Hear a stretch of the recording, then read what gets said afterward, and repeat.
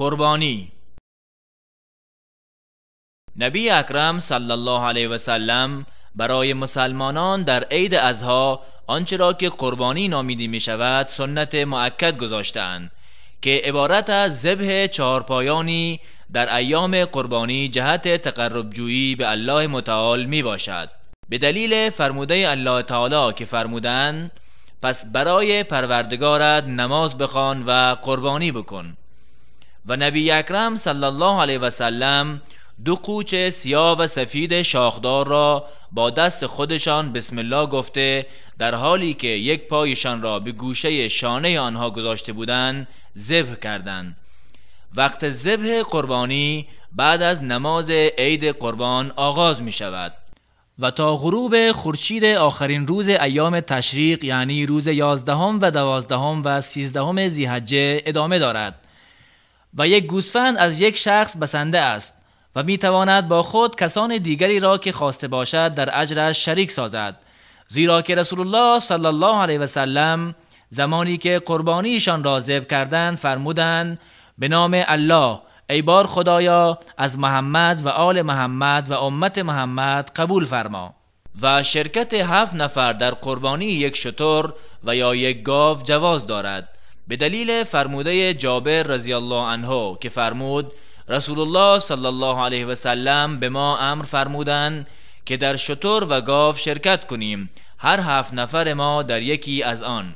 و شتر بهترین قربانی است اگر به طور کامل باشد، زیرا که بهای بیشتر دارد و برای مستمندان منفعت بارتر است. بعد از آن گاو است اگر به طور کامل باشد. بعد از آن گوسفند است. بعد از آن 1/7 سهم شتر است. بعد از آن 1/7 سهم گاو است.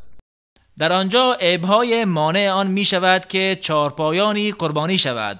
مانند این که حیوانی که یک چشمش کور باشد و نابینا را نیز شامل می شود، و یا حیوانی که یک پایش لنگ بوده نتواند راه برود، و یا حیوانی بیمار و لاغری که توان راه رفتن را نداشته باشد. و دلیل آن حدیث براء ابن عازب رضی الله عنه است، این که رسول الله صلی الله علیه و سلم فرمودند جواز ندارد قربانی کردن حیوانات کور معلوم و لنگ واضح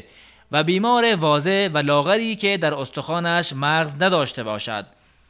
و هر عیب دیگری که مانند آنها بوده و یا بدتر از آنها باشد به آنها می پیوندد. ولی برخی از عیوب مانع قربانی نمی شود، مانند آن که دم نداشته باشد و یا آن که هنوز شاخ نکشیده و یا آن که خسی شده یعنی خایه‌اش را بریدن و یا حیوانی که در گوشش بریدگی و یا پارگی و یا در شاخش شکستگی و یا مانند آن از عیب‌های ناچیز باشد. و مشروع آن است که صاحبش 1/3 سهم را بخورد و 1/3 سهم دیگر را هدیه بدهد و 1/3 سهم آخر را صدقه بدهد. اگر همه آن را صدقه داد جواز دارد و اگر بیشترین بخش آن را بخورد نیز جایز است.